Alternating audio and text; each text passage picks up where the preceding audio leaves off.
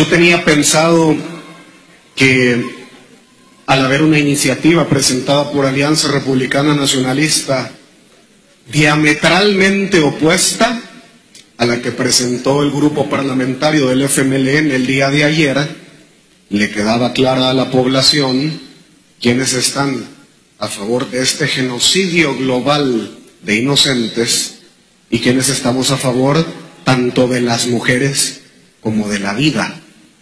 Yo no tengo que hacer una exposición aquí de elementos de fe, de elementos de conciencia, de criterios personales. Aquí me basta con hacer una hermenéutica, una interpretación de lo que establece nuestra Constitución de la República para darme cuenta que el bien jurídico protegido, vida, es el máximo bien que debemos garantizar. Y cada uno de los diputados aquí sentados en sus curules, tanto los del partido oficial como los de los partidos que nos encontramos situacionalmente en oposición, aunque otros partidos no lo demuestren en la práctica, juramos cumplir y hacer cumplir la Constitución. Y toda ley secundaria que deriva de esa Constitución debe de guardar correspondencia con el precepto constitucional. De tal forma que si el artículo 1 de nuestra Constitución establece que se reconoce como vida humana a la persona desde el momento de la concepción, a mí no necesitan venirme a explicar desde una óptica propagandística que un naciturus, una niña por nacer, un niño por nacer, deba de pagar los platos rotos en los lamentables casos que expone su iniciativa, por ejemplo el caso de la violación. Y cuando hablamos de los derechos del no nacido, del que está por nacer, cuando hablamos jurídicamente de un naciturus, no nos estamos inventando palabras nuevas. Ya el derecho romano reconocía derechos subjetivos extrapatrimoniales para el naciturus. Así que no me vengan con el argumento de que el Código Penal anterior a la reforma de 1998 permitía el aborto. Pues estaba mal hecho. Estaba mal hecho porque el bien jurídico protegido vida de una niña o un niño por nacer merece tutela. Y cada uno de los diputados aquí sentados juraron cumplir y hacer cumplir la Constitución. No vale menos la vida de una persona que está por nacer que la vida de una persona ya nacida. Vale lo mismo, porque de la vida se desprenden todos los demás derechos. Pero a mí entonces me surge la duda, y es una duda razonable, ¿por qué a nivel global existe entonces un lobby y un énfasis tan agresivo, un énfasis tan beligerante a favor de permitir los abortos? Y gracias a nuestra Constitución, El Salvador todavía se mantiene dentro de los países que no permite el aborto desde ninguna de sus visiones. Miren, la Constitución es clara, pero si no le sirve nada más el argumento jurídico constitucional, el instinto de conservación que tiene cada ser humano, ese instinto que llevamos dentro, inherente, que nos grita desde la misma esencia de la persona, sobrevive, lo tiene el naciturus. El naciturus sufre cuando tiene la intervención de un aborto. Y perdónenme, yo no suelo extenderme mucho y recurrir a apoyos gráficos y visuales, pero este es un ser humano abortado en una charola de aluminio en un hospital. Y el procedimiento de los abortos, ya sea por envenenamiento, por solución salina, por aspirado, por un legrado, por un desmembramiento, es un acto cruel, es un acto barbárico, consiste en el genocidio más tremendo de la historia de la humanidad, muchísimo más grande que el que se practicó en la Segunda Guerra Mundial. Y entonces, ¿por qué tanto énfasis?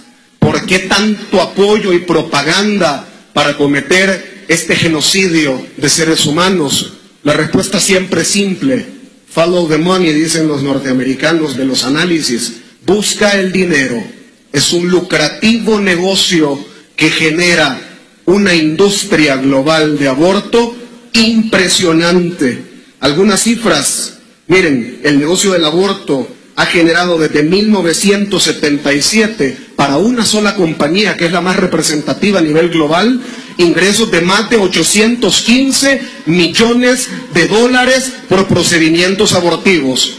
Por supuesto, con 800 millones de dólares de ingresos por prácticas de abortos, se compran lobistas, relacionistas públicos, abogados, se compran hasta diputados. Se compran diputados para que voten por este negocio, en contravención al instinto de conservación humana, en contravención a los mismos derechos e intereses de las mujeres que padecen después de provocarse un aborto. Depresiones clínicas probadas, los índices de depresión que sufre una mujer en su psiquis después de practicarse un aborto que va contrario a su naturaleza, a su instinto maternal, es aberrante.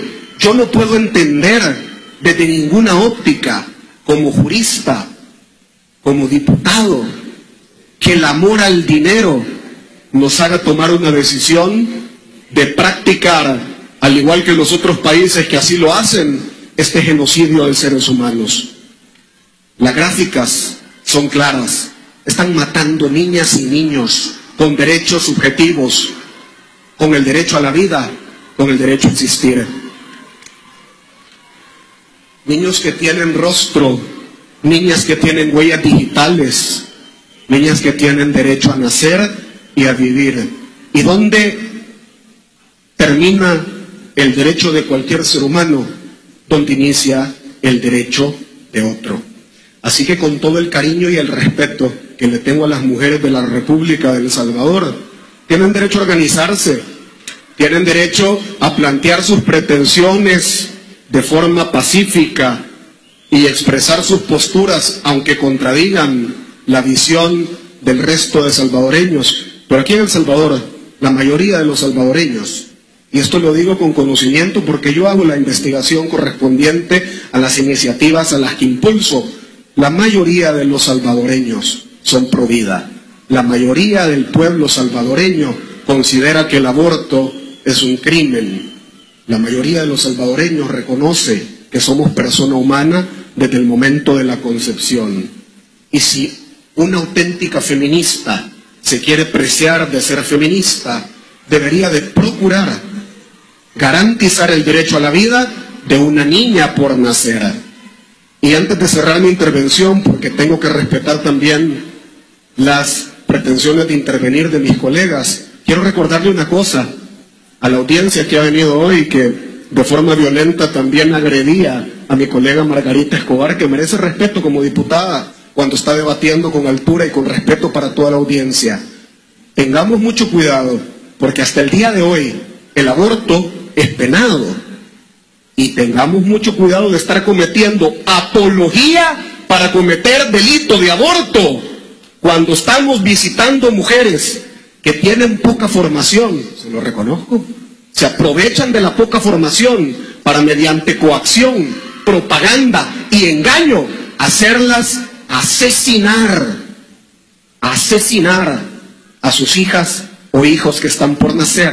Y la secuela derivada de los testimonios que he escuchado en primera persona de mujeres que han cometido un aborto y que se sienten arrepentidas y no duermen en paz nunca más en su vida, es producto de esa apología para cometer delito que muchas de ustedes de repente están practicando.